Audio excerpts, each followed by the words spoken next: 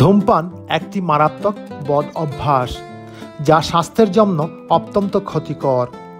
ধূমপানের ফলে শুধু যে স্বাস্থ্যেরই ক্ষতি হয় তা শুধু নয়, অপচয় হয় অর্থেরও।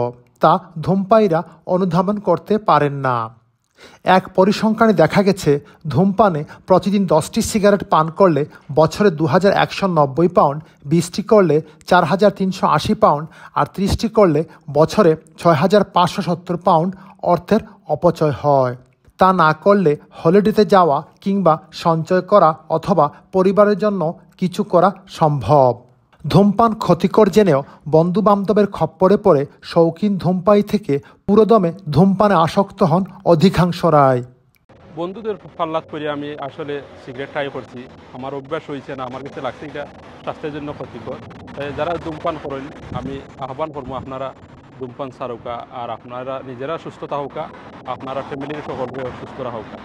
ধূমপান বন্ধ করা কঠিন, তবে এটি বন্ধ করতে সঠিক সাহায্য নেওয়া প্রয়োজন। ধূমপান ছাড়তে শুধু একটি উপায়ে সম্ভব নয়। নিকোটিন পাঁচ বা গামের মতো বিভিন্ন ধরনের জিনিস ব্যবহার এবং ধূমপান বন্ধে স্থানীয় সহায়তাকারী প্রতিষ্ঠানের সহায়তা নিলে তাতে সফল হওয়ার সম্ভাবনা বেশি থাকে। ধূমপান পরিত্যাগে হাল ছাড়ার পূর্বে সব দিক থেকে সঠিক সমর্থন থাকা গুরুত্বপূর্ণ।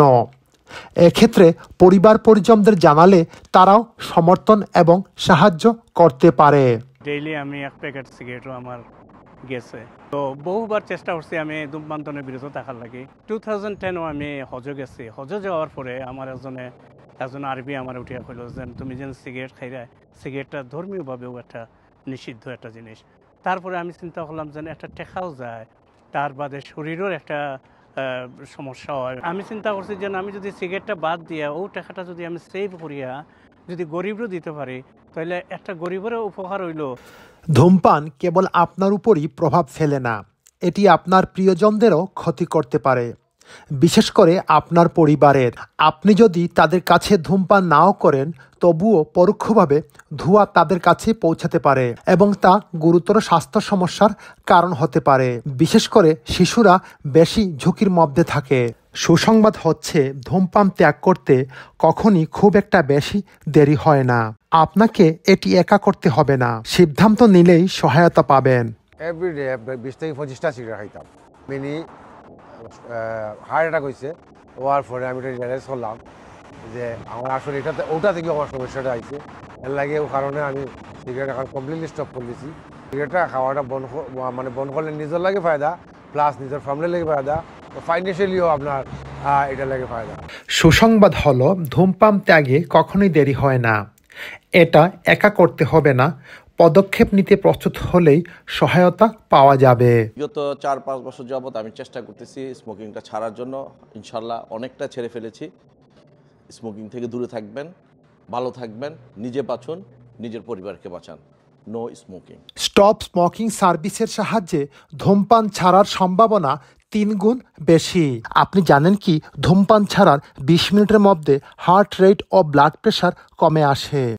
48 ঘন্টার মধ্যে শরীর নিকোটিনমুক্ত হয় এবং স্বাদ আর গন্ধের পরিধি বৃদ্ধি পায়। 12 মাসের মধ্যে হার্টের অসুস্থতা অর্ধেকে নেমে আসে।